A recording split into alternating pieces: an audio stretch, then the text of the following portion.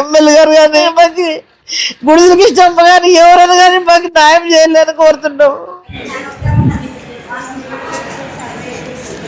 పరుషప్ప అనేవాడు కొడుకు పెళ్లి చేస్తున్నాడు సార్.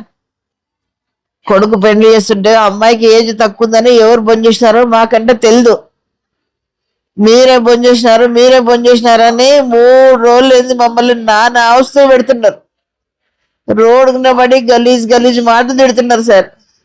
3 రోజులు ఏంది దాపెట్టుకునే ఉంటాము. ఈ రోజు కానీ పొద్దున ఉదయం నుండి రోడ్డుకు నిలబడి తిడుతున్నారు. టార్చర్ భరించలేము సార్ మేము. ఏం చేయాలో అర్థం కాదు. 2 ఎకరాలు పొలం ఇస్తాము నీ కోడట్లు పంపి అంటారు, ఇండ్లు ఇస్తాము నీ కోడట్లు పంపి అంటారు. నరుకుతా మా కొడుకులు ఇడిచేదే లేదు. అని అమ్మని తెగుతాను, అని వాళ్ళు తెగుతాను. నా కొడుకులు నాన్న 3 రోజులు వేసారు దాపెట్టుకొని తిరుగుతాం. పిల్లలతో మాసులు చేసినామో మాకు తెలియదమ్మా, మాకు అవసరం లేదు అవన్నీ అంటున్నాం. ఏం 10 సంవత్సరానికి ఇదే కూడా అడుగుమే సార్. సాల్టోళ్ళు వస్తే మమ్మల్ని తిడతారు, పోలీసులు వస్తే మమ్మల్ని తిడతారు, సేన్ ఏదైనా జరిగితే మమ్మల్ని తిడతారు. మాకు టార్చర్ సార్. చచ్చిపోలే బతకూడదు సార్. అసలు దానికే రాబడమే సార్. అసలు రోడ్డు నిలబడేది రాటల్లా కొడుకులా. నీకు ఇల్లు లేదానా, వాకిలు లేదానా, నీకు ఏమేం మాటలు సార్. అసలు బతకూడదు అట్లా మాటలు మాట్లాడతారు. నా పిల్లలు నాను నిన్న నెల్లి ఓ రాత్రి శివరాత్రి చేసిన 3 రోజులు ఉంటే మాకు ఏం అవసరం మాకు వద్దు. మాకు దేవుడితో అంటే కూడా అట్లే ఈరోజు రోడ్డు మీద పడి తిడుతున్నారు సార్. రోడ్డు మీద మంది ఎలా చూస్తున్నారు మమ్మల్ని కూర్చునింటే. ఈరమ్మ సార్, ఈరమ్మ పరచప్ప భార్య జయమ్మ. వాళ్ళకి మాకు చాలా బాధ పెడుతున్నారు సార్. నన్ను అసలు బతుకు కూడా సార్. అసలు అట్లా బాధ పెడుతున్నారు. లంచ్ అంటారు, గాడిద అంటారు, గొల్లలు పెట్టుకునేవంటారు. వాళ్ళు పుట్టారు, ఇల్లు పుట్టారు. నా మొగుడు 2 రోజులుంటే నేను దాచి పెడుతున్నాడు. వద్దు కొట్లాంటి వద్దు సార్. మాకి నా పిల్లలు బతకలేరు. మాకు 2 కొడుకులు ఉంటారు సార్. నాకు నానంటే బతకను సార్. నేను చచ్చిపోళ్ళు అట్లా మాట్లాడతారు సార్. మాకెవరు లేరు. నా కొడుకులు రాలే కొట్లాడదాం అంటే ఎన్నిసార్లు దాపెట్టుకొని పోతారు సార్.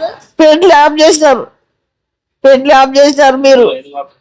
మేము ఎందుకు ఆఫ్ చేస్తాం సార్? వయసు తక్కువ ఉన్నదని ఎవరు ఆఫ్ చేసినారో మాకేం తెలియదంటే కూడా వినడం లేదు. చేసేది సార్.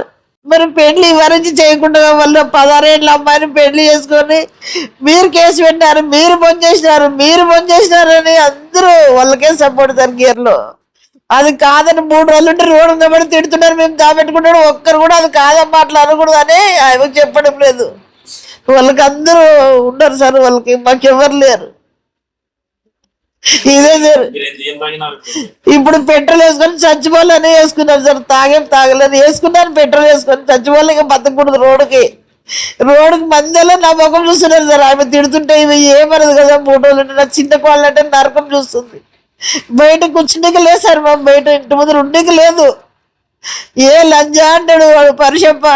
ఏ లంజాన్ని కొడలు పంపి లంజా అంటాడు. ఏం చెప్పాలి సార్ ఈ మాటలకి? మాకు ఏ నాయకుడు మాకు ఆ సాయం చేయాలని మేము కోరుతున్నాం సార్. ఎమ్మెల్యే గారు కానీ ఇంకెవరైనా కానీ మాకు గుడిసెలకి ఇష్టం కానీ ఎవరైనా కానీ మాకు న్యాయం చేయాలని కోరుతున్నాం. మేమంటే ఇంటికాడ ఉండలేము సార్. అన్నం తినలేము. 3 రోజులు అది నా భర్త, నా పిల్లలు, నేను అన్నం తినకుండా మేము వేసరం చేసుకుంటాం. మా ఇంట్లో ఉండవు. మేము ఎవరు సుఖం పోము. నా కొడుకులు తాగరు, నా మొగుడు తాగడు. ఎవరు తాగేవాళ్ళు కట్టారు. తాగేవాడు రాత్రి వెళ్ళా సరిపోద్దు వరకే తిడతాడు సార్. వాడు రాత్రి తాగేది తిట్టేది రోడ్డుకి. భార్య వాడు అని పెళ్ళాము వన్ తల్లి లొడ్డు కొట్టి ఏం చేయబోకుంటాం సార్. రోడ్డుకి మాకు కూడా మనసులే కదా. మేము చేయలేదులే, ఎవరో తిట్టుకుంటా ఉన్నాం. 3 రోజులు లేదు సార్. ఈ మొదటికి 1 రోజు కాదు. వాళ్ళు తుకుంటే మాకు ప్రాణాపాయం సార్. ఇంటికి జరబడి సంపుతామంటారు, నరుకుతా నా కొడుకులు అంటాడు. వాళ్ళు ఎప్పుడు వచ్చి మమ్మల్ని కొట్టేది మాకు ప్రాణాపాయం సార్. నా 2 కొడుకులకి, నా కుటుంబానికే. నా కుటుంబం 10 మంది సార్. సీసీ కెమెరా మా ఇంటికి పెట్టినాడు. మా బాత్రూమ్ పెట్టినాడు సార్ సీసీ కెమెరా వాడు. మా ఇంట్లో పిల్లలు, ఆడపిల్లలు దండిగా ఉన్నారు. వచ్చేది పోయేవాడు రేక్ అడ్డం కట్టుకుంటాం మేము.